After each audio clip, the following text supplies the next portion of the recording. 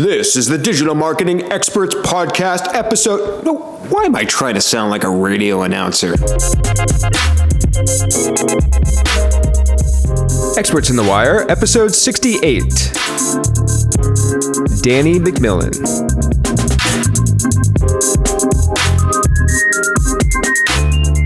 Hey everyone, welcome to episode 68 of Experts on the Wire, in which I am super excited to be doing this with a new sort of live-ish recording setup. So very fitting, I have a former music producer, DJ here with us on the line, which we're going to chat about real quick, Danny McMillan. But first, I kind of want to set up today's show because platform SEO is becoming something that's super interesting to me and a lot of people out there in the SEO world. When I tweeted that I was going to be doing this episode, I got a ton of interest, and Moz actually had a ton of interest in us creating an article off of this episode, which you can find on Moz at some near point in the future. And today we're going to be talking about specifically Amazon and leveraging their platform for SEO. And I think a lot of people are interested in this because some studies have come out lately that have shown that more people are starting their product searches in Amazon than Google. So we're going to get to some stats around that very shortly. But first, as I'm getting used to my stuff here, I play this little drum beat when I talk about my email list. So you can go to evolvingseo.com/wire where you can sign up on the email list to get all the show notes, links, resources right in your inbox. You can write back. I will reply to you. We can chat. And so again, go to evolvingseo.com/wire for the email list. All right, let's get into today's episode. Danny, how are you? I'm good. Thank you for having me. How was that intro? Pretty smooth, not too bad, right? Yeah. No, it sounded good. It sounds good. Yeah.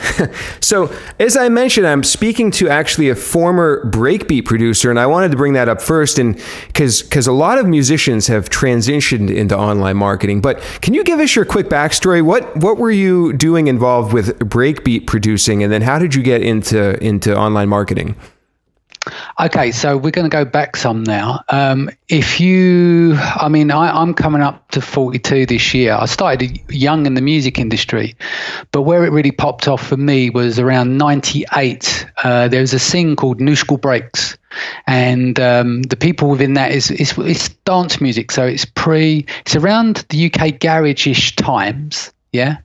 Early UK garage, but it was before dubstep, so it was in between then. So you had your drum and bass, and so it was called New School Breaks. If you go to Wikipedia, I think there's still an entry discussing the history of New School Breaks and mentions like the compilations I did with Rennie Pilgrim called New School Breaks, which was helped to set up the name of the scene. That was like the determined CD at the time, alongside Adam Freeland, who's now based in the US, who's an English DJ.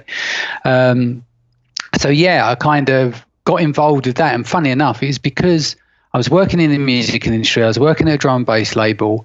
We went over to Miami for the Winter Music Conference, 97. And I got blown away by the like West Coast style breakbeat, the Florida sound, the DJ IC and stuff. And I hadn't heard that properly before, and there was more the commercial end, but there was also that underground gritty side of things as well. And then when I got back to the UK, I was writing for a Record Mirror. So I used to do record reviews for DJ Magazine, Record Mirror, Music Mag when that was around back then. And I got back to London and I met Rennie Pilgrim, I met Adam Freeland, and it all kind of kicked off. It's like you could put us all in a phone box. And luckily enough, I ended up being on KISS for 2 years, DJing on there. I was producing, doing lots of collaborations, run my own labels, got signed to a major at that time for a single, done a joint venture with a mini major, and I'd done a lot of tours over in the US. So I spent a couple of years going, every few weeks out to the US. So it was a fantastic experience. That's excellent. I'm going to link to some of those names in your music in the show notes at evolvingseo.com/wire, so the listeners can check that out. I do have a certain amount of audience members that are into music. I'm a musician myself, as you know. So of course, yeah. So how did you then transition to online marketing? Did you like land a job somewhere? Did you just were you doing it for yourself? How did you get into online marketing? See, towards the end, so around 2007, 2008, so we're moving on 10 years from when it kind of exploded to me, and just, way before. So it exploded, And then we were selling vinyl. We were making good money from selling vinyl releases. And then 2001 kicked in terms of downloads, and that kind of affected things. So then you'd end up blending what you're doing. So it was music, and then it was engineering. Then I was teaching at all the engineer schools in London, teaching music production and mix engineering and mastering and all these different types of things at the colleges. And I met a guy there, and we got on very well. And he said, "Look, do you want to set up a music site?" And so we did. I had no experience. That was 2008, and so we set up a platform. It was featured in like TechCrunch and stuff like that, but it was a complete baptism of fire. And after 2 years, we burnt for a few quid and learned a lot of lessons, you know. And then that's basically how I got into doing. I've gone from the music business to music tech to then getting that baptism of fire. And so we basically got to that stage whereby we was trying to make the platform work. We kept pivoting, and our final rendition was a ticketing platform for primary and secondary market ticketing.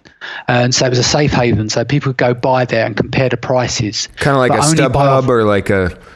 Yeah, but we would use the feeds from like StubHub and all these different companies. So they wouldn't buy from us; they would just price compare it from us. Right. But they'll get the ones where it's been at that time they were recorded as a safe place to go and buy secondary tickets. Because the thing is, not everyone wants to buy secondary tickets, but they want to know where the safe places are to buy them. Mm-hmm. And there are cases where the secondary market will sell at face value or below. So with the comparisons, you got deals. But we had gone too far with that, where we had so many different movements. We started off as a social network, into a magazine, do you see what I'm coming from? Then yes. It's finally commerce. But what that did do, that gave me a massive learning curve. Right. That's where I cut my teeth. So I had to go from zero knowledge. You know, even my first conversation with the investor is like, what the hell do I know about online? And he went, "Don't you worry, you will learn." And that's literally how we got off to a start, which has then brought me where I am today. But you learn some lessons, and they were very big lessons, but huge amount of knowledge. In that 2 year is like 5-10 years of compressed knowledge that you get, because you're fighting fires all the time. Your back's against the wall. So that's right. And so now tell us what you're up to today. I know you have Seller Sessions, which I was on last week. It's your program helping Amazon sellers. So tell us quickly what Seller Sessions is and what else you might be up to currently. Okay, so Seller Sessions is basically my way of giving back to Amazon FBA scene. You know, there's a lot of people that are doing Amazon FBA. And for just real quick, for the listeners, FBA stands for what? Fulfilled by Amazon. So you become a seller, a private label seller, and you sell on Amazon. Most of the people that, I call it a scene, you know, like you got the SEO scene. Well, Amazon's got its own niche, if you like, where there are people out there that are doing podcasts, they're doing webinars, they're doing public speaking. There are Facebook groups that help other Amazon sellers, because it becomes a community. And when you're working from home, from your computer, it's nice to get together. And some of us have masterminds where other sellers get together and share information. So Seller Sessions is about giving back, paying it forward, you know. So I wanted to create it with my partner. We wanted to create something where we can provide really good, up-to-date technical marketing information for both on and off Amazon for Amazon sellers. So we're very niched in what we do. Yeah. And so you mentioned that this is your way of giving back. So I take it that it's not a large income stream. What is your day-to-day? What do you do for your major source of income? I'm an Amazon seller. Oh, okay. So I have another business, but my main business is selling on Amazon, having a private label, selling in the UK, US, and Europe. Are these your own products, or what types of things are you selling on Amazon? Does it run the whole range? We don't discuss those kind of products that you sell, because obviously when you go into markets and you're having successful products, people are likely to copy you. So it's that unwritten rule, you know. It's like, it's not like you don't give away secrets and stuff, but you don't just sit there and go, I'm selling that, because you'd be surprised. You've got 20 people hijacking your listing and then selling similar products to you. Just by copying, because it's easier to copy than it is to put in the research. So I've got a couple of brands. I also diversified into doing wholesale as well. So I do wholesale in the UK, and I've also moved into doing in the grocery category in the UK, because I like to experiment with different areas. So I'm working in the pets field also, and home and kitchen. Interesting. So it is a bit of a secret, though. That's interesting. So I want to get into actually selling on Amazon. And then, as you know, a lot of the audience are SEO-minded people. They're interested in search, in how things rank, like I said, in not only Google, but these big platforms like Amazon. So first of all, can you set up what are the pros of selling on Amazon? So, is it cheap and easy, or is it good for exposure? What would be the benefits to selling on Amazon? Okay, that's a very big question, but let's try and break it down. So if you're doing Amazon FBA, okay, you've got their facility centers where you're storing your products. So you don't have to have warehouse space. You can work from your home and send 2,000 or 1,500 units or whatever MOQ you got into Amazon. They do have long-term storage fees, but generally the cost of storing at Amazon is a lot different to storing at your own warehouses, and they spread it across different facility centers. So that's one thing. On Amazon FBA, they take care of the customer service, so you've not got to do the lip service all day long. Yes, you will deal with customers once or twice a week, depending on what you're doing. If you're only starting out and you've got a handful of products, it might be only once or twice, and then it becomes daily, and then you might get a VA to do a bit more. But generally, on the whole, you don't have that full-scale customer service. So it's easy to scale it up and build upon it as you build, right? Mm-hmm. You've got the logistics. They're getting the products to the customers, and they're doing it on fast. Amazon has very high converting customers. Now, I'm not as much involved as I once was with offline commerce, like running my own like Shopify sites and stuff. But from memory, between 0.5 and 2% conversion rate is good. On Amazon, you'd be gutted if it's less than 10%. Some people go as far as 25, 30, sometimes a bit higher, depends on the sessions coming back. So you've got high converting customers. Wow. Just to stop real quick, does that mean 20% of the people that land on your product listing potentially could buy that product in some cases? Yeah, you're talking about a conversion rate. It could go up to, say, 20%. Wow. That's incredible. Yeah, and it's because it's Amazon's platform. They are Amazon's customers. Right. They've got some of the greatest marketeers in the world, technical marketeers in the world working for them. I don't know any of the guys personally, but, think about all the other platforms out there. I mean, eBay doesn't get close to Amazon. Most platforms are chasing Amazon. They're constantly measuring. They love their customers. And don't forget, they've got Prime as well. So people will buy, their Prime customers are very loyal. So they're high converting. And so when you sell Amazon FBA, then you get access really to, Prime people, because of the free shipping, are going to more than likely select you over another person where they've got to pay for the shipping, which is fulfilled by merchant. I see. Interesting. So, and then you were going to mention, I think also there's an opportunity to scale with Amazon. Is that right?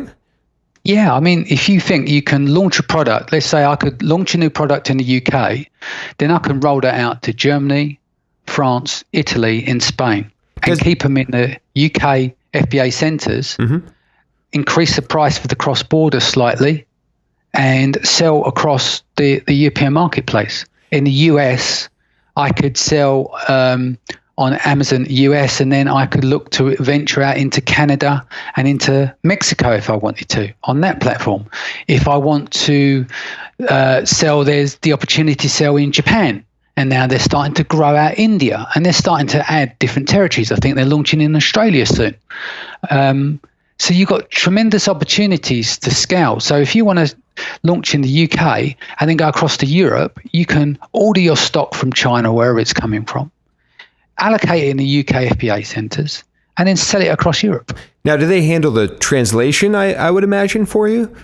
No, you could. Well, they can. They've got auto translation, but it's very poor. You're better off going and getting a translator to translate your UK listings for each of the territories.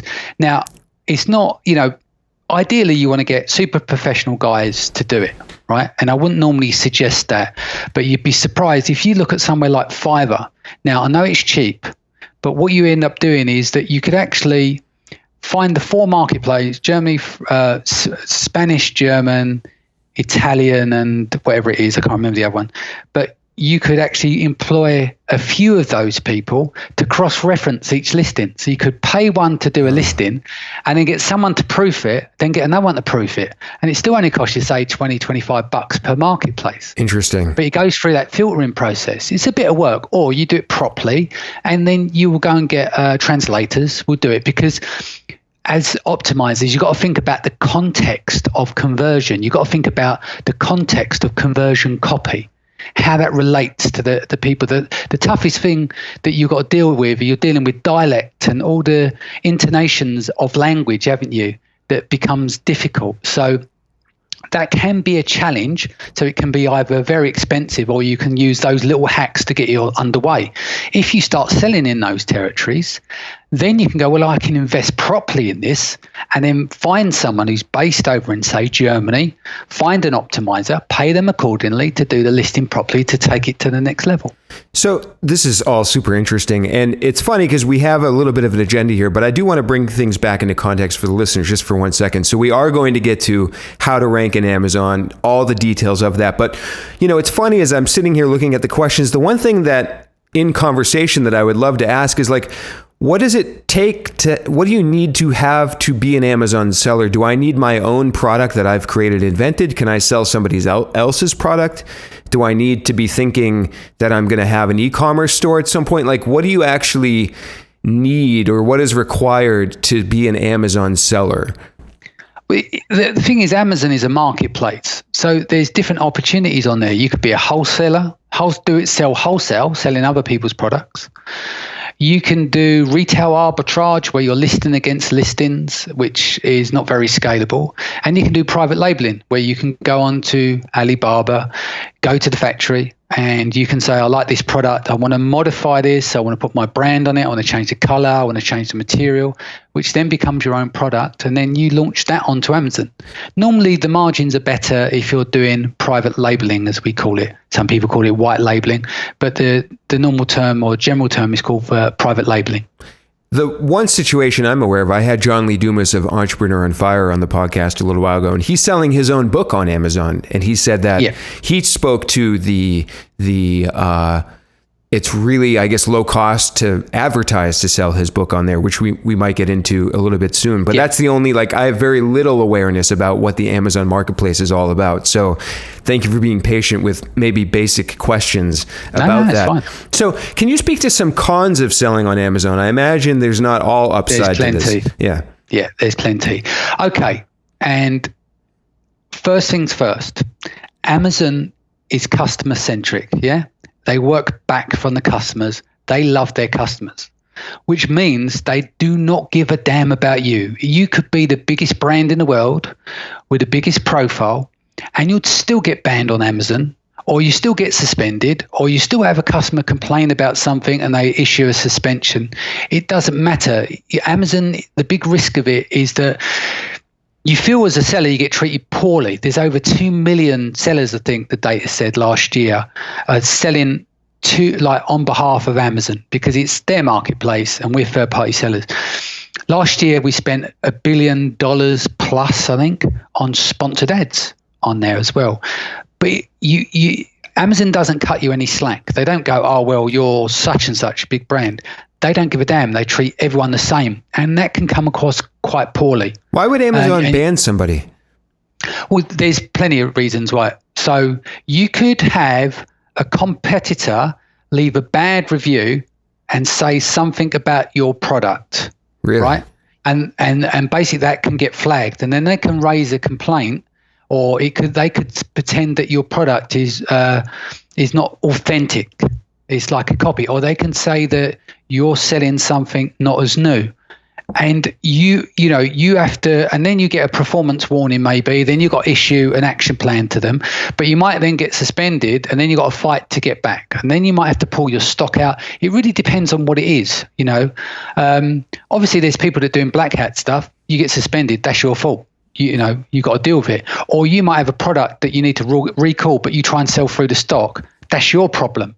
But that doesn't stop people on Amazon being suspended by wrong information being sent out, or a competitor doing something, and then it's not guilty until proven. It's the other way around. You've got to work back to get back in favor, and sometimes you have to spend money on an external team that have worked in Amazon before, that know the process, to get your account reinstated. Because imagine you've got all your stock in there. I know people that are doing $500,000 a month who will get suspended, and so they've got all their stock in Amazon and they're not doing any sales. They're losing money hand over fist whilst they're waiting for their suspension to be sorted, which could be anywhere between $1,500 to $4,000.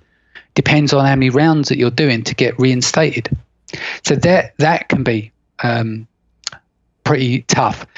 Reviews, very rarely do they remove reviews. So you can have competitors leaving really bad reviews on there, or buyers can leave bad reviews for good reason. You know, if they've got a bad review and it's valid, that's fine. But some people might say this clearly doesn't work, but doesn't tell what they used it for. Do you see what I mean? So it doesn't explain anything to the customer. A lot of people will leave bad reviews and not articulate themselves. Now, there's been a lot of rap about the review situation because the people have been manipulating, and that's fair enough. You've got to work hard to get reviews by doing great customer service nowadays. But it can be unfair that you could get a really bad review, but they'll tell you that they'll support you. Or you'll go to the performance team and read back their terms and conditions that they send out to you, which they've recently updated. And then you'll go, well, this looking at this clause here, it says such and such doesn't meet the criteria. This clause here doesn't meet the criteria, and you'll read their terms and conditions back and they go, sorry, we see it feels fit, and it's just cut and paste, because there's a lot of people just cut and paste in that information.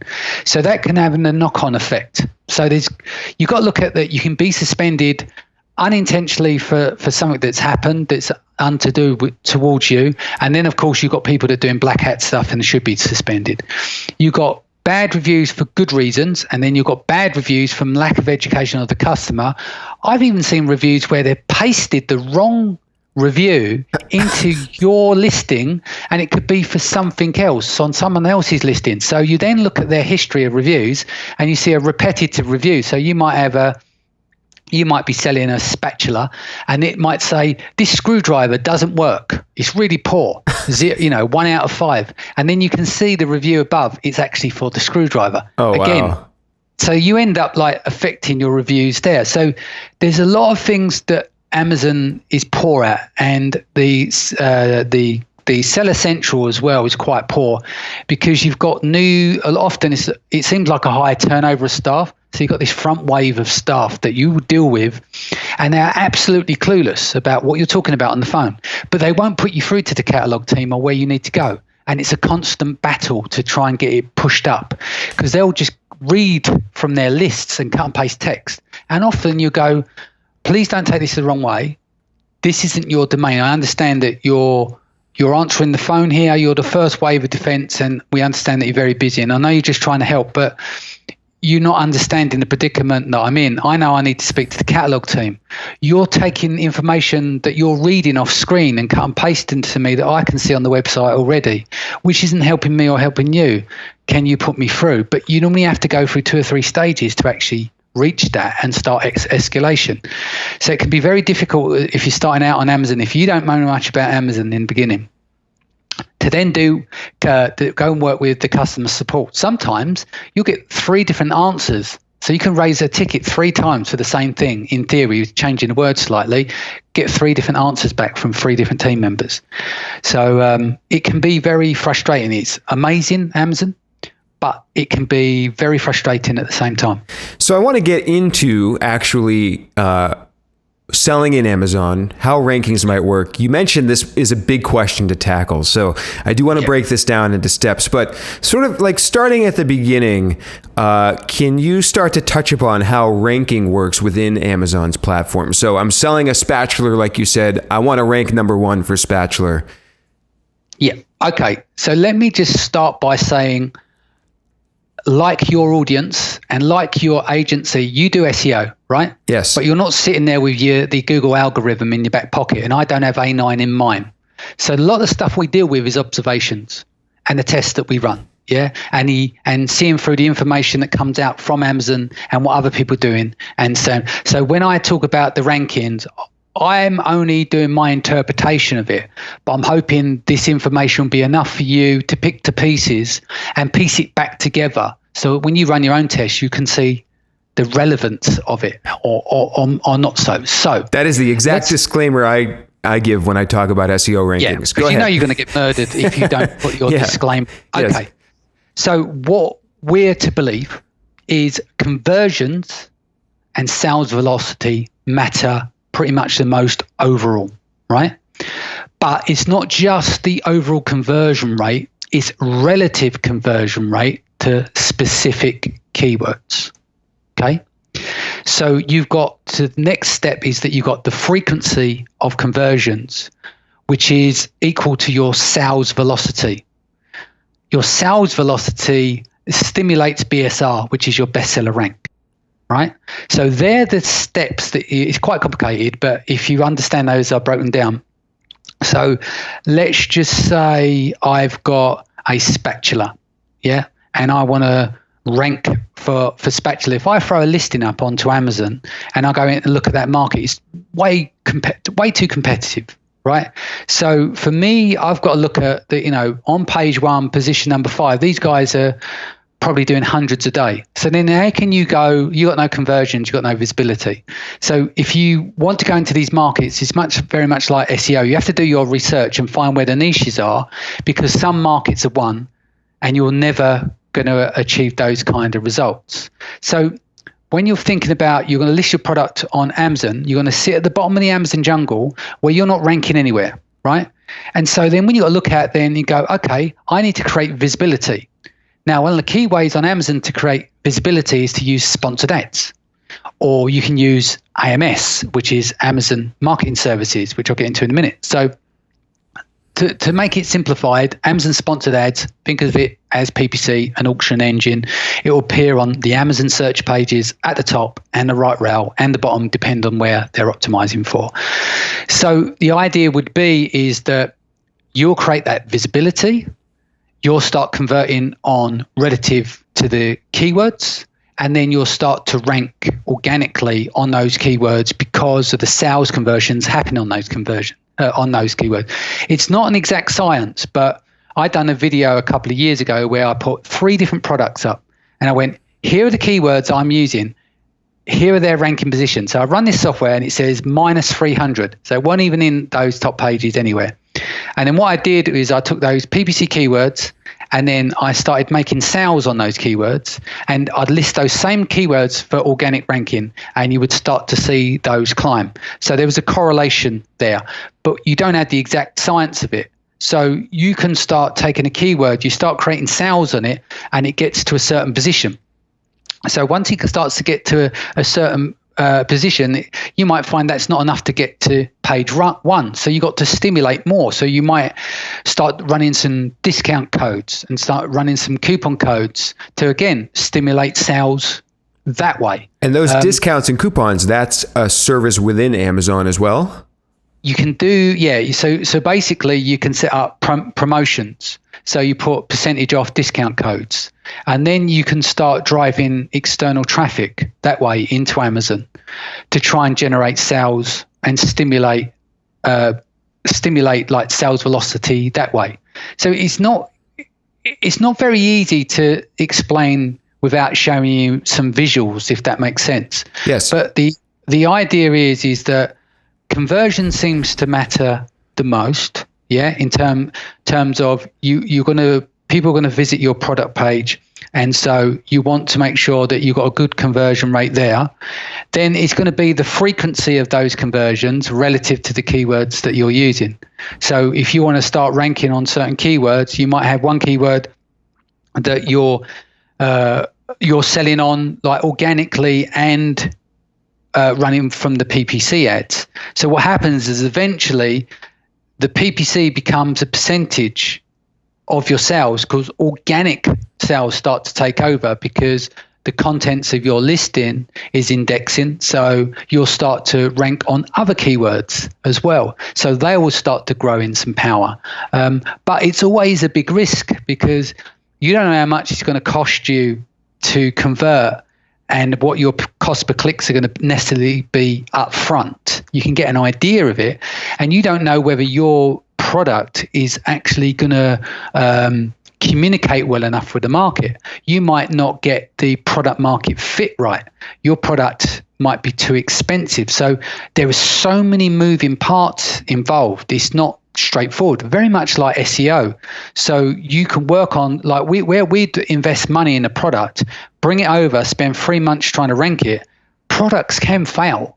Products can be successful, and sometimes you might need to spend a bit more to stimulate the rankings through sales velocity by doing more giveaways or dropping the price and ranking higher on your PPC by paying more per click on your PPC costs. But you also got to look at the fact that there's a lot of relevance now involved with the keywords, because as Amazon's system gets more sophisticated, it becomes better at recognizing what is relevant. So there are people on Amazon that are bidding $15-20 because that's what they're doing to get positions. And then Amazon has changed that over a period of time, is that you've got to have relevance. So ideally you're going to want your main keywords in your title, because that's where the relevance come. And then it's going to be relevance by your category, what category you're in, what the keyword is, and what the contents is of your product page,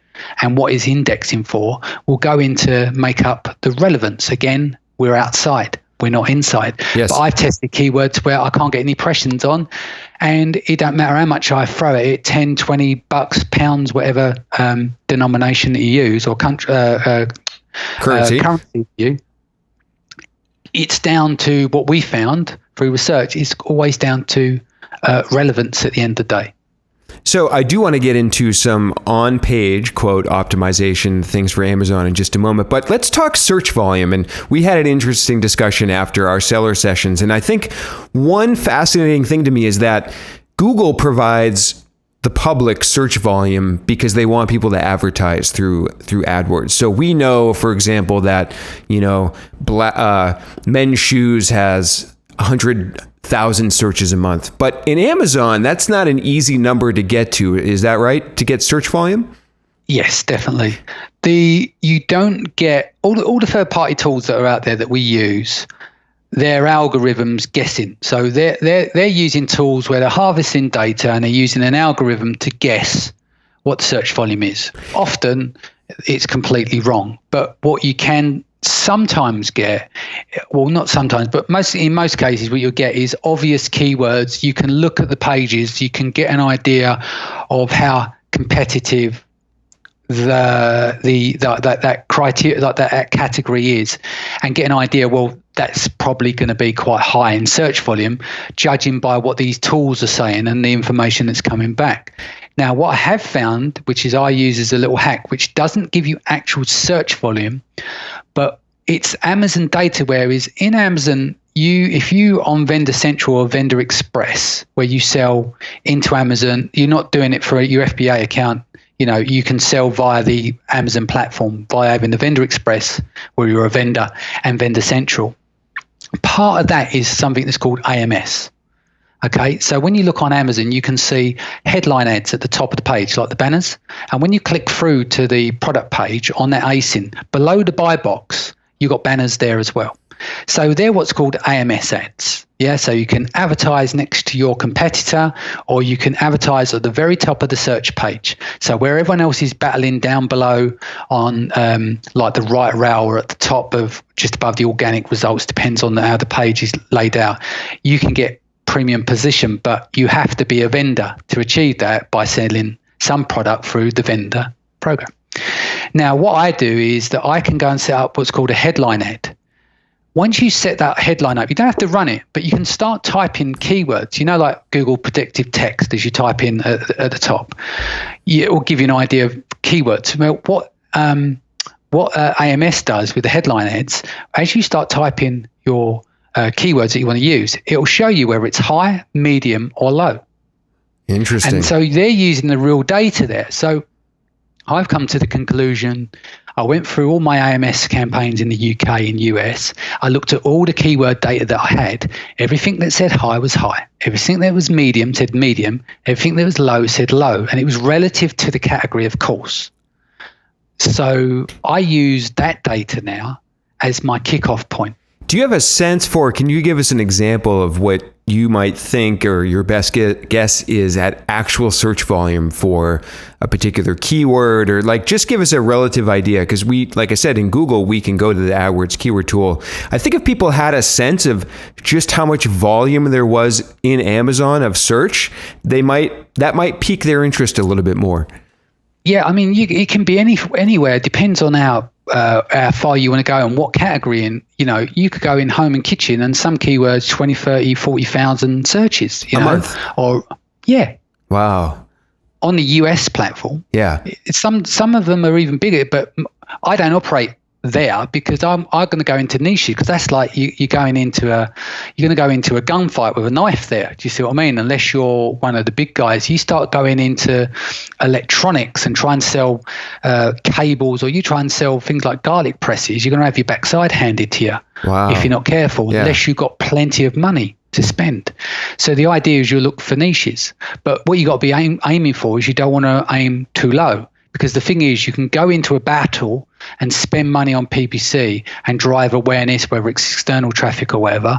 But if that market's too low and there's no one making sales, and if you'll become the top of nothing, then you're not going to do any units a day. Then it's a waste of time, because all you're going to do is tie your money up in stock. Right. So what you're looking for is you're looking to find places, depends on who you are and what your strategy is. Everyone has different strategies.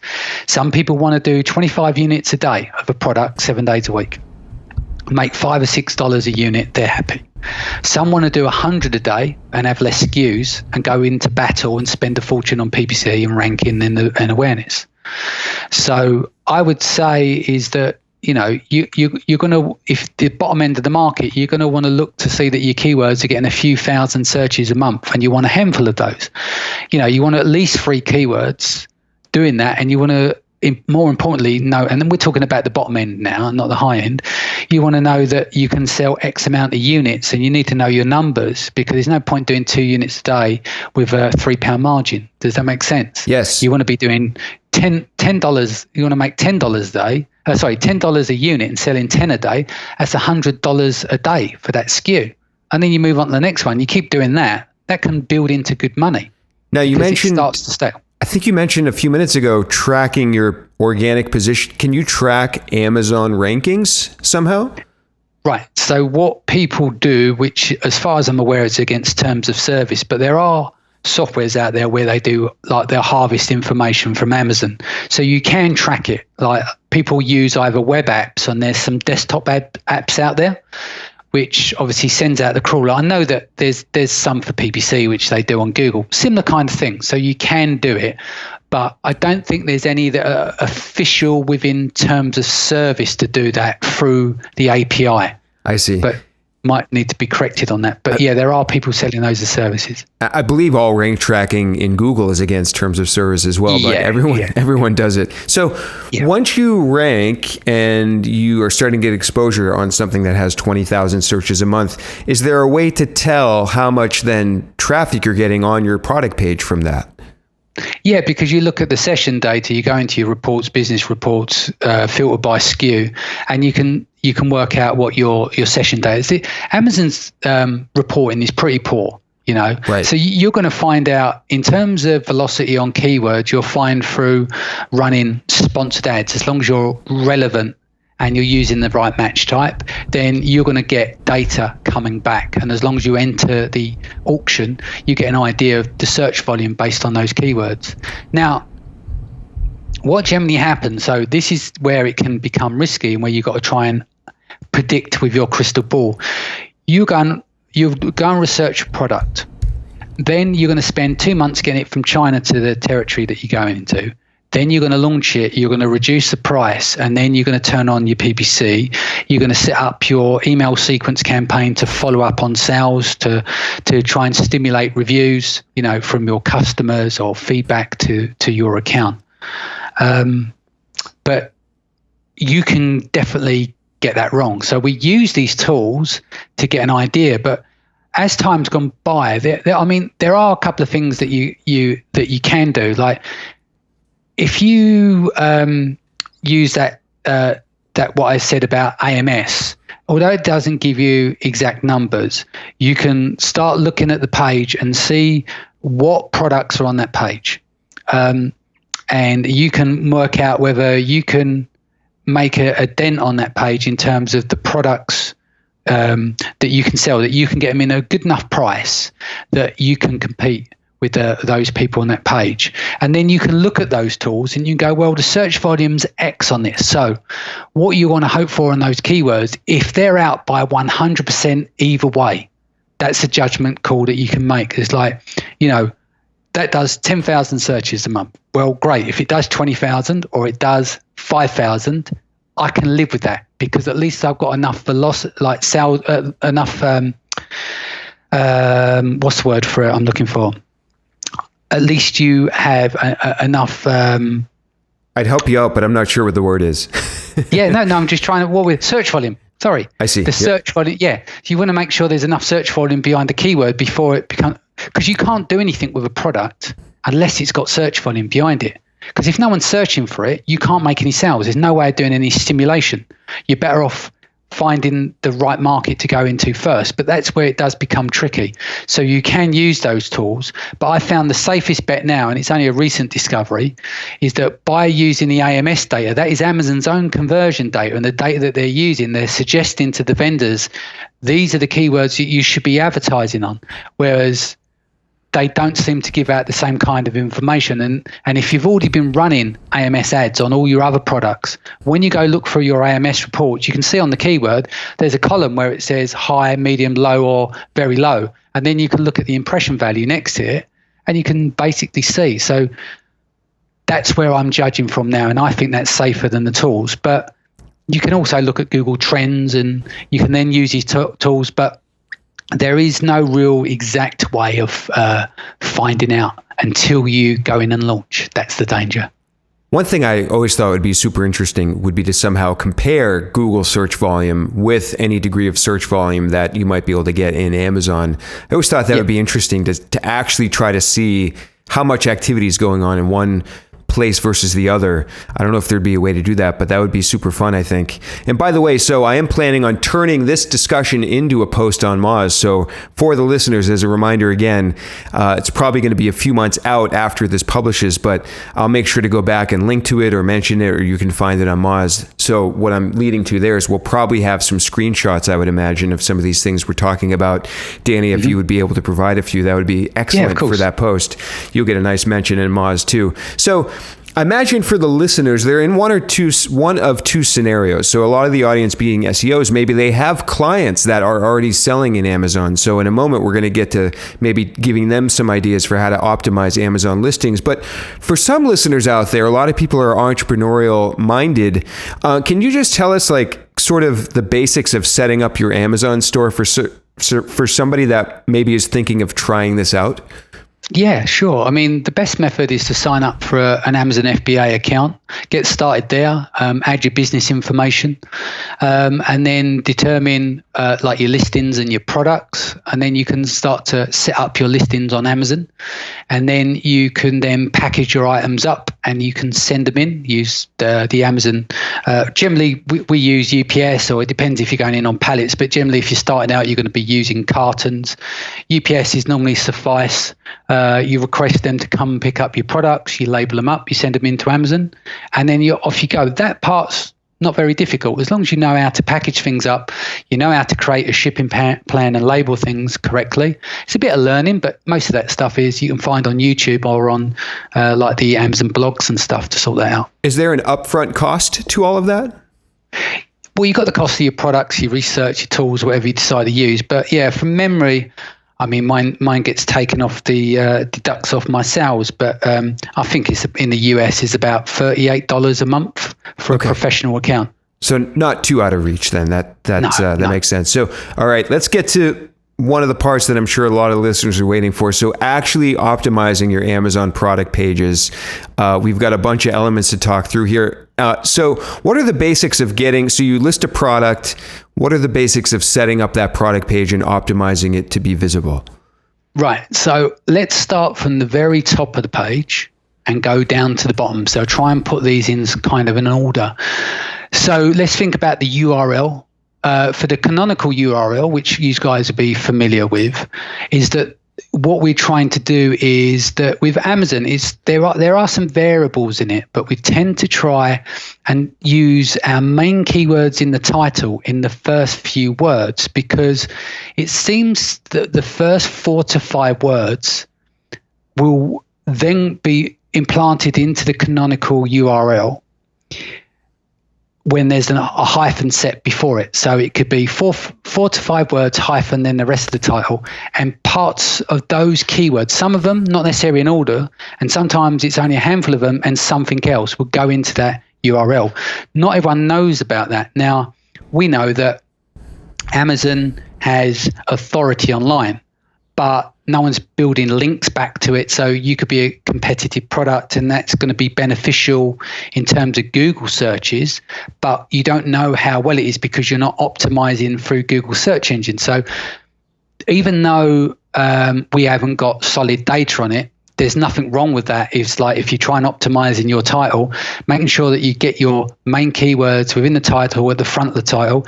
You also want your main keywords in the front of the title as well, because you've got to think about the different devices that are on. A lot of people are moving to mobile. So you might have a 200 character title that's got to have readability. It's got to have the ability for click-through rate as well, because people need to see that. But equally, your main keywords need to be in the title. And if you can get your main keywords in the canonical URL, then fantastic. So there's a lot of juggling to do. So in your title, you want main keywords, and then you want to speak about your benefits as well. Is there a title length limit? Sorry to interrupt. Depends on the category, but roughly work off 200 characters. Oh, wow. So that's a lot longer. Google is like 60 characters. Yes. Yeah. But don't forget mobile devices, depending on what they are, you got to try and think that you've got to make sense for click-through rate on Amazon search pages on like mobile devices. They've got to be within, say, the first 80 characters. So you're constantly having to think about, well, I've got to rank for these keywords. I've got to have readability. I've got to think about click-through rate. I've got to think about the value proposition for the customer for when they're reading the full title and all like the benefits, not just the keyword. And there's so many factors involved in that. How sort of click-worthy or creative with your copywriting can you get in the title? Do you find that you need to stick more factual, or can you get a little clever and creative with using sort of emotional call to action language?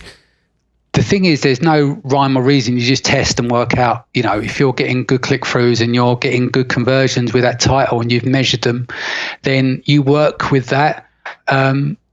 People that process like these long titles, which are just keywords, I think that's starting to phase out now. It obviously doesn't fit Amazon's specifications for catalogs and their structure for each of those categories. But I tend to find that you get your keywords in, but then you work on the benefits, but you're making the title readable. So that's the best. But I've seen people put smiley faces in there, Really? In their titles, and some are using characters and things. Not emojis, but like when the type smiley face on the side. Unitext or something? Yeah, the Unicode. Yeah, I don't know all the names, but... Well, there's only certain things that you can use that get stripped out of the title. But generally, people can try it to be funny, but, it might be that your main keyword is, say, dog brush, right? But you might say, but this brush can work on most pets. So you could start with your main keyword is dog brush, a brush for all pets that is a detangler, etc., etc., etc., etc., without harming your pet in any way. I'm just making that off the top of my head. Yeah. So what you've done is you've got your keyword in there. You basically turn around and said, well, that pet brush is a multiple use brush as well. It's not going to harm your pet, and it's also good for detangling. So if the pet is long hair or it's short hair, then that way you expanded on your marketplace. You're selling in the benefits, but you're also putting in your keyword, rather than saying dog brush pipe, cat brush pipe, horse brush pipe, and just separating them like that, and it just looks like a load of keywords. Sure. That's not going to give you the clickability that you're looking for. So we've talked about title, which can influence the URL, like you mentioned. Now, what are some, working down the page, what are some more elements of optimization? Images. Do not skimp on images. You know that any people talk about commerce, you get crucified for poor images, because the thing is, people need that walk-in virtual room. They're buying online.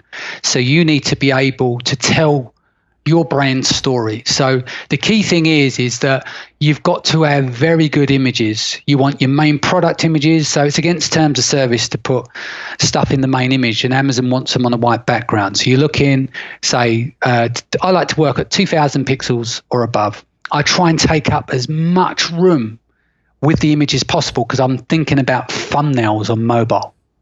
So I like to take a product where I show a partial shot of the packaging to give that additional value as well, if I can get away with it. And if I can get a prop in there, I will, but it's got to be relevant to the product so people can humanize with it rather than just staring at the product. But people have different approaches to doing that. I then show all sides of the product, because you've got about 8 or 9 images that you work with. But I also, off the main image, I like to do overlay text to discuss the benefits and props, like you see with the iPhone. It's normally got a white background, and it gives a specification of the materials used, and it looks very nice. You use nice font.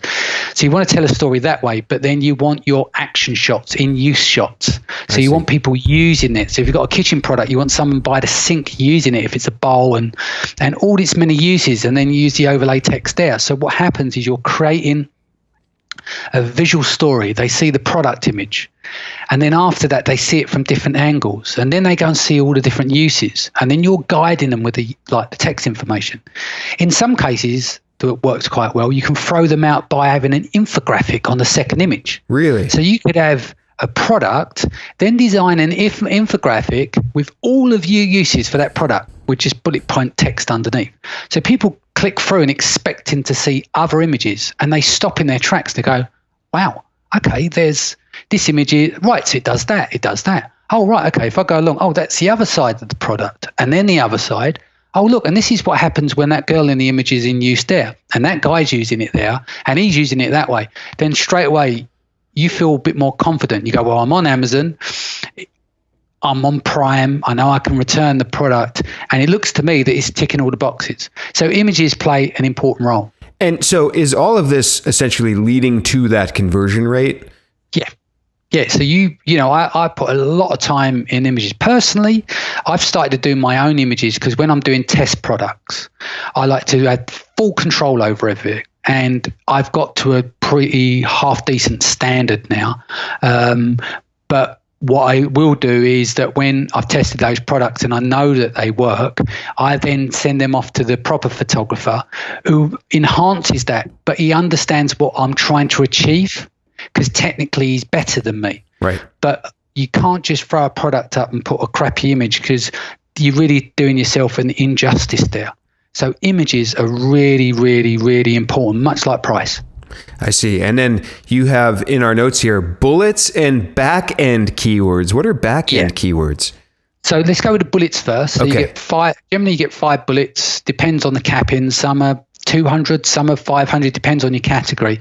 So you want to get your main benefits across, not your features. So you want to speak of your benefits to reinforce.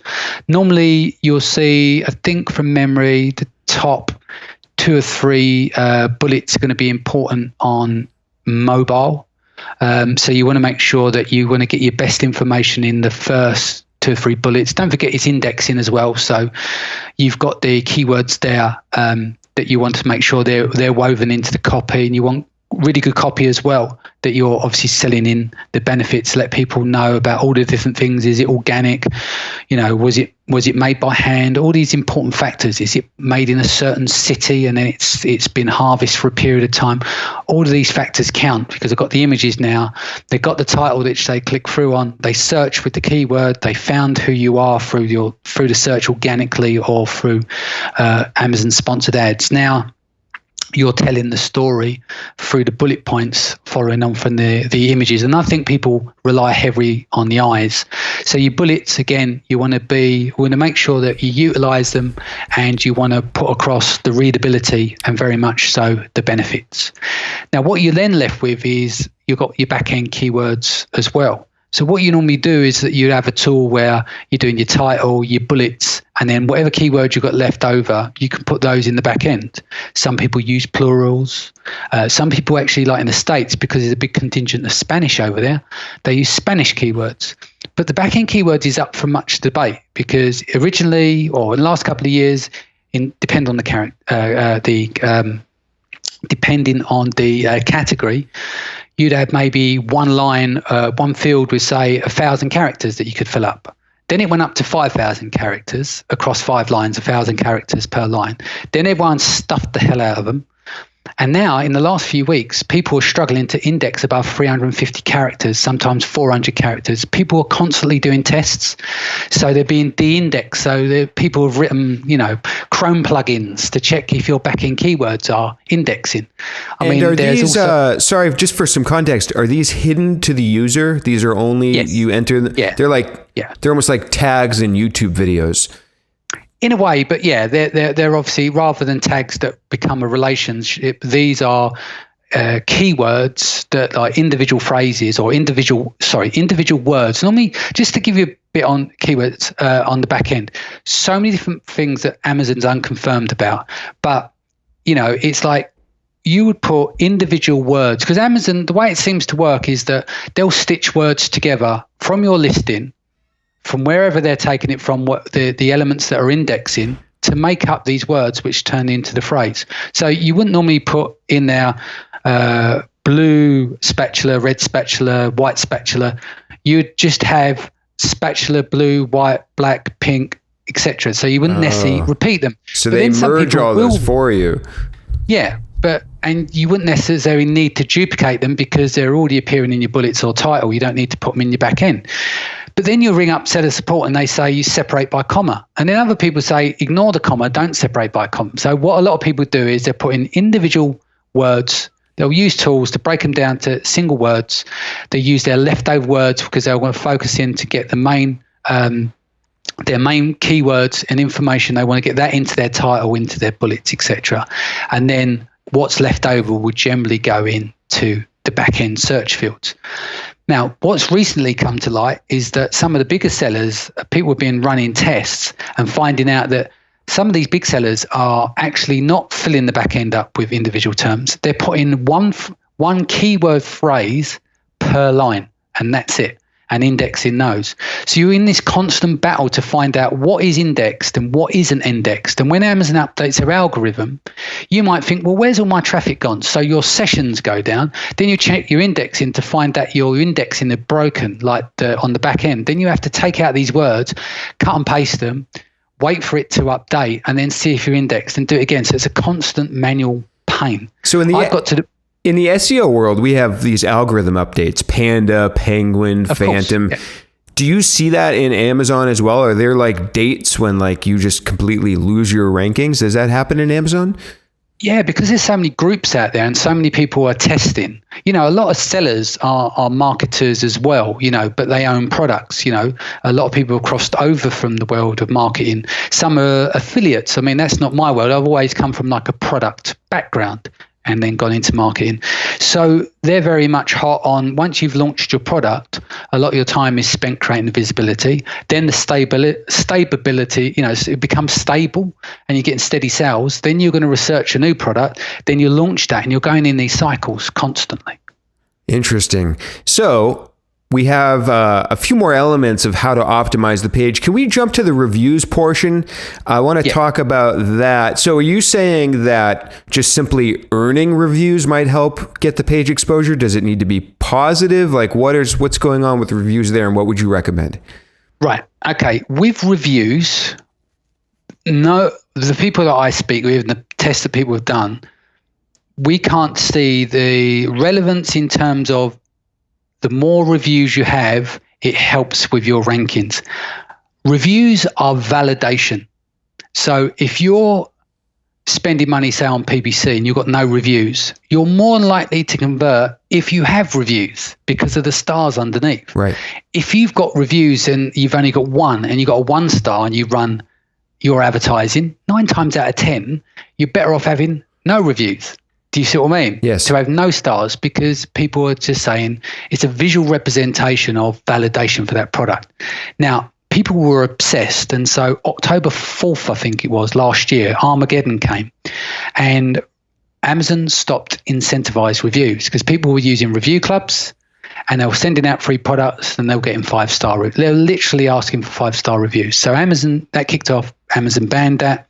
And then there was lots of unverified reviews. So they got rid of them. Now, a friend of mine, Tim, that worked inside of Amazon, they had a lot of data access, and what they'd done is they pulled this mountain of data down, and they worked out that it starts to fall off a cliff post 21 reviews. As long as you've got above, I think it's a 4.4 to 4.6, I can't remember exactly, consistent good reviews, above 21 reviews, there's no need to get 400 because someone else has got that. Diminishing returns. You get the diminishing returns off that. But again, that's not a public report. That's from discussion with someone who worked at Amazon, who actually was running seller support and built the app. So he knew what he's doing. He was running that team. So he knew the inside information, and that's the data that they used. So I'm quite trustworthy of hearing that data. So now you've got the situation where you've got to come by reviews, which is very difficult because you can't ask customers for reviews in exchange for giving them a product. So again, it's very, very grey area that you are working to. So what's happening now is that you're relying more so on your follow-up sequence. So you would sell the product and send out emails and ask them for feedback on the product to flip into review, which becomes that much harder. Now, what some people do is that they will do giveaways but won't ask for review in the hope that they get reviews. So people might run coupon campaigns. They'll run Facebook ads, give away a load of products in the hope, because obviously there's a stimulation of velocity by giving away like discounted, depending on the discount, but giving away discounted products. So that will help stimulate the sales velocity, because the giveaway ends up being converted into a sale, depend on the percentage. I think it's above 51 at the moment %. So you mentioned email, sending an email. Yes. Is this Amazon controlling all of that and holding the customer's email address, or do you get that and you send it with MailChimp or Constant Contact in your own platform? No, how does that work? What it is that, think about email sequences that you do to follow up customers anyway, but you've got to remember these are Amazon's customers. And so you don't have access to their email address, but you can communicate with the customer through the Amazon system. I see. So you'll use a third-party platform that will plug into your Amazon seller account by AWS. And then you would create these emails. So what would then do, it'd import the orders of when the orders come in, and then you'll set a timeline of when you want to send these mails out. And then you do the usual thing. You're looking at open rates. You're looking at what you can do to optimize your subject to improve the open rates, because obviously you're only going to get a percentage of them open.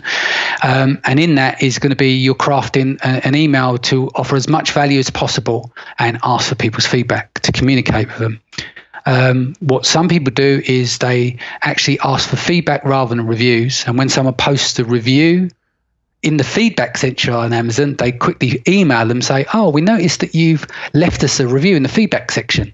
Could you move it to the front of the marketplace, but in your own words?" Right. And then flip that over, because in that way, at least if it's a good review, you try and get it over. because you can get destroyed and have a row of bad reviews, and it takes a lot to make up the difference to get to good reviews again. One-star review is going to take you a long while, a number of 5-star reviews to get you up to a sensible level, if that makes sense. That's right. Yeah, the math there, the averages. So you've mentioned mobile a few times. Are there any other mobile considerations for optimizing your listing? Yeah, I mean, you've got to think about cropping your image so that it's very difficult to explain, but you can, like, if you've got like very long images, it depends on how you chop them, but you want to crop the images as tight as possible and then upload them to Amazon because you want it to expand to cover the whole of the thumbnail. That's one decent trick. You want to make sure that you've got your best information within the first 60 to 70 characters. It's going to depend on your mobile device. Descriptions actually make a big impact as well, which we didn't cover. Is descriptions are prominent on mobile, so you want to make sure that you got information in your description, like a call to action in there. So that can be key as well, because from my understanding, I think Q4 for Amazon last year, I think it's something crazy, like maybe anywhere between 40 and 55% maybe were mobile purchases. Wow. So you got to think that most Amazon sellers that are sitting in their office with their 27-inch iMacs, they've got to think about mobile first, haven't they? Yeah. They're going, why is this not converting? Well, you're looking at the wrong device. It's very important to be working across both devices, so you're optimizing. So you know that you're trying to aim for the right market. We don't have official data of that. Like every year people put out stats. You might need to look it up online, but it was an incredible amount this year for mobile. So it's important to know that what you're doing is be mobile first where possible. In terms of anything else the listener should know about promoting themselves within the Amazon platform, is there anything that you do that's not on the page? Like, in SEO, we have backlinks, right? Or in other platforms like social media, you might like leave a comment on somebody else's post or something. Is there anything like that in Amazon that you're sort of interacting in the platform itself, or is it all sort of like very closed off to your actual product listing? Well, I touched on this earlier on about AMS. So with AMS ads, you need to be a vendor as well through the Vendor Central platform, but you can run your own ads on your own SKUs. So for instance, I could have a product. When I launch a product, I'm going to run standard sponsored ads. So I appeal at the top of the page or the right rail or at the bottom of the page, depends on how it's been optimized because they're always testing. I'd also set up what called the headline ads. So I appear at the top of the page on my chosen keywords. And then I would also run ads against my competitors' ASIN. So I can select their product and then run against those as well. And you're organically trying to rank. So what happens is that, say you're on page 1 and you're on organic position number 9, your PPC ad is in position number 3, right? Your competition are in front of you, but at the very top of the page, you're running an ad on that keyword there. So they get that brand recognition there. And then when I click through to the product page of, say, position number 1, your ad is under their buy box. That's what you're trying to attain. So people will catch on to this. And so the idea is that people talk about touch points. They don't necessarily buy straight away. And it's not necessarily, it's like subconscious. So they might see your ad and might not click on your organic position, but might click on your PPC ad, then scroll down the page and click through to your competitor and land on the competitor's page only to see your ad again under their buy box and your price is better, so they click through and buy your product. Or they can click on really expensive PPC ads run by your competition who have dominating the number 1 PPC position and the organic position. So someone clicks on that, but you're advertising on their page. So they're doing all the spending expensive PPC ads, but you're paying a little bit less by advertising under their buy box. So they've done all the work to get the conversion. So you can do clever things like that.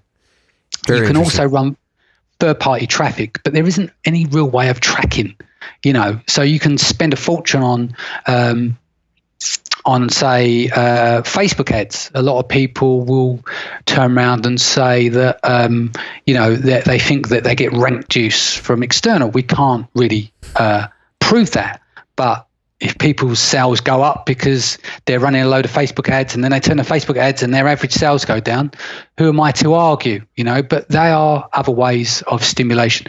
Plus you've got like lightning deals where you can do giveaway deals with Amazon where they get displayed in a certain area of the site and promoted for a period of day. You drop your price. That can help stimulate as well. And then there's ranking services that stimulate BSR, which again is a contentious issue. But I think generally what people are looking to do is that they want to get their organic ranking flowing. So by hook or by crook, they're looking at a way to create visibility by using PPC. It can be expensive. They can end up losing money in the beginning until they get to the point where they're organically ranking, and then they can start to back off a little bit on their clicks, and they might move it down to the 3rd and 4th position, depends on where it's showing up on the page. Sure. But generally, PPC is the one to get the kickoff visibility. So you mentioned Facebook ads, which is a good segue. I actually want to, in our notes, just skip the portion that's above that and actually just point people to your seller sessions and our episode or your other episodes to kind of learn more about how it works being a vendor outside of Amazon and inside, and kind of like when to set up your own shop. And I want to talk a little bit more about ways to promote your Amazon listing outside of Amazon. So you mentioned Facebook ads. Are there any other ways that are really working in terms of doing that? Well, it depends. You've got to be careful with that, because you've got to think about the quality of the traffic. So you don't want to send a load of people to your Amazon listing, drive up your sessions to then drive down your conversion rates if people are not going to buy. So you can buy poor traffic, and people are dealing with, people sell crappy traffic like bots and God knows what, and it doesn't help anyone. So you have to be careful with the quality of your traffic. So some people will funnel them through a landing page before passing on a coupon code to go onto Amazon. So at least they're warm at that point. They'll 50% will drop off, and then the remaining 50% will go to Amazon and execute that code on 20% or something, and then it's not doing any overall damage. Some people are now working with influencers, like YouTube influencers. They're paying product placements or unboxings and send them. But I find with stuff like that, you've got to be careful, because you can spend a couple of grand on influencers, but only to find that it's short-lived. Whereas something like PPC, obviously if you stop spending, then you're not going to rank visibly for PPC on Amazon. But by ranking and optimizing, it's not set and forget, but you get to a position where it becomes steady. It becomes a bit more clockwork, if you like, in terms of, right, that makes up about 20%, 15% of my sales. The rest come from organic. Whereas influencers, you might have to keep running campaigns. You might go whoosh, like feast and famine. So you have to be careful of that. And I feel like a lot of those work for the affiliate or the actual person that runs the YouTube channel. So what's his name? Marquise Brownlee, I think. He's one of the big unboxer influencers on YouTube. He's got like 6 million or more followers. For him, I imagine it's great as an Amazon affiliate if he links to a camera he's unboxing or something, because no matter what the person, is this correct? No matter what the person buys on Amazon, he gets credit for that affiliate link. Is that right? I don't do affiliate marketing myself, but as far as I'm aware is that if there's the direct link, and I'm sure there's something, if you look up Amazon's associates, I'm sure they get, if they move on and purchase something else through their structure, through the cookie. It doesn't mean I don't do it. So, but I'm imagining that as they've driven that traffic there, as long as there's tracking in place, that will get a credit. Maybe it's a reduced commission. I don't know. That's something that people can look into. But what I do know is that Amazon, you can't own your own product and be an affiliate, because it's a conflict of interest. So you can't set up an account and then become an affiliate to only drive your traffic. Now, there are black hatters out there who will set up third-party accounts and use proxies and stuff like that, and they'll find ways of tracking, but quite often they get caught and shut down. So they get an idea of what they're doing with their spend, but that's not an area that I entertain myself. But to give you a good example where you can use affiliates, if you've got an Merch by Amazon account where you are designing t-shirts on Amazon, it's based in the States, quite new as of last year. They are sold by Amazon, so you're licensed the design to Amazon, and they print on demand. So in their terms of service, you are not, although you own the design rights and they're licensing it, you don't own the T-shirt that Amazon's selling. It's sold by Amazon. So if you wanted to run external traffic, you could have an Amazon affiliate account driving to your T-shirts, which are sold by Amazon. Does that make sense? Yes. So that becomes, that puts a doorway in between you and the ownership of the T-shirt. But yeah, it would be great if you could stimulate sales externally and have full tracking, but I don't know if Amazon will give that up. Yeah, that's clever. So we're going to wrap things up in a moment, but I did just for fun want to sort of discuss the idea, which we did on Seller Sessions as well, of ranking an Amazon listing in Google. Now, I first want to ask, does this seem to you like a large potential source of traffic for your product listing? So you're selling a camera. That camera ranks in Google search, drives the traffic to your Amazon store. Is that a great way to get more visibility to your Amazon listing?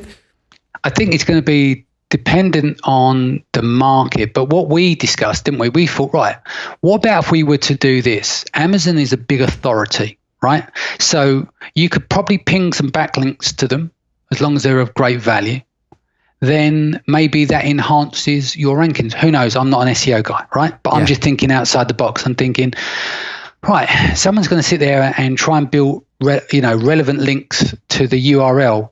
Why not build relevant links if you can find them, which is tough, to find them to your Amazon listing because they've already got the authority. You're probably going to get more bang for your buck that way than you would do on your own website that's just freshly set up the domain and has no traffic or trust. Yeah. You're probably going to get more power in terms of ranking. But again, that's something that we verbalized. We didn't go into, did we? And got data on. I think one thing that's interesting, and we talked about this before we recorded, was that in Google, people will add for sale to their search term.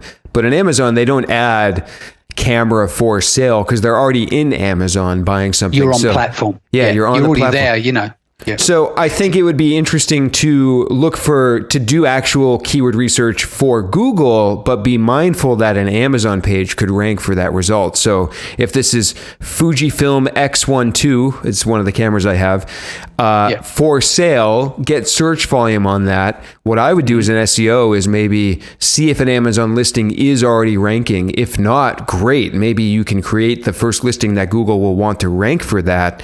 But if so, maybe the Amazon listing ranking, you go to it, and as a seller, maybe there's a way to tell that product listing is poor. Maybe they have bad reviews, or maybe it looks like it's not a reputable seller or something like that. So I think it'd be interesting, and if anyone out there listening has maybe experimented or done something with this, to see if you can rank an Amazon product in Google and drive results from that. That'd be very interesting. Yeah. It's about time allocation because it's a focus, isn't it? So you could go do Google ads, you could do Facebook ads, you could do Pinterest, you could do Twitter, you could do, I don't know, Bing ads. There's so many things that you could do. Or you can go, well, hold on a minute. I sell on Amazon. Amazon has its own sponsored ads platform. The traffic's already here. Why am I driving from outside? So that's what you got to weigh up. Is there value in that? Right. Can you squeeze more out of it? Or do you 80-20 it? You might go, well, I'm doing 10 sales a day or 20 sales a day, and I'm going to drive external traffic to get 4 more sales a day. Am I better off starting with a new SKU and then get that to 20 sales a day, spend the money on platform where you got measurable results and the trust is already built because the searcher's intent is taken place by the fact they're already on Amazon. When you run contextual advertising on Facebook, you've got to then go, I'm disturbing you. Would you like this product? Maybe so. I'll click on it. Then go to Amazon. Yeah, might not buy it. If the person's going, well, I'm going to go to Amazon today and I want to buy a spatula, they type in silicone spatula. Then they look and then they choose which one they're going to buy. So they're further down the funnel, aren't they? So that's the other thing that you got to weigh up because of the types of marketing that can be achieved. It's a bit like social media. It can be quite hard to convert because you've got like a lot of tire kickers. So there's so many things that you can do. But I think what you got to do is you got to find, do you have the time allocation to do so? Do you have the skill sets to do the job as well? And is it going to be viable for that product? I think that's an interesting point, because when somebody's in Google searching a product, that's their home base, and they might go to an Amazon listing, but then they might bounce back from that because their mindset's not Amazon. Their mindset is research, and they might bounce back to go to the direct seller of that product or another platform, eBay. So I think that's a really valid point, is that if you rank a product in Amazon, that's not like this free ticket that you're going to automatically easily sell that from coming from Google. That's a very good point. So Danny, it's been really fun chatting with you, as well as it was on Seller Sessions. So tell people where they can go to check out Seller Sessions, or anything else, anywhere else you would like to direct the audience. Okay, so there's a few places to go to. You can go to sellersessions.com, which gives you information on the website, but most of the activity obviously takes place on YouTube, where we do bi-weekly webinars, and then they're printed down to YouTube. So if you go to YouTube and do a search for Seller Sessions, you can subscribe there, and then you'll get marketing information on every 2 weeks. And we obviously have guests in, a bit like this. We sit there on a technical level and shoot the breeze in all things Amazon related marketing on and off platform. Personal information, you go to DannyMcMillan.com. I've got a series of tools and spreadsheets and stuff that you can download for free as well. Excellent. Danny, thank you so much for being on the show. You know I made this beat, right? Yeah, it's good. Yeah, thanks. Oh yeah, we talked about that on email. So everyone, thanks so much for tuning in to Experts on the Wire with my guest, Danny McMillan, and the first real run through a live format type show here, even though I'm posting it afterwards. So thanks everyone, and we'll see you on the next episode of Experts on the Wire. Thank you.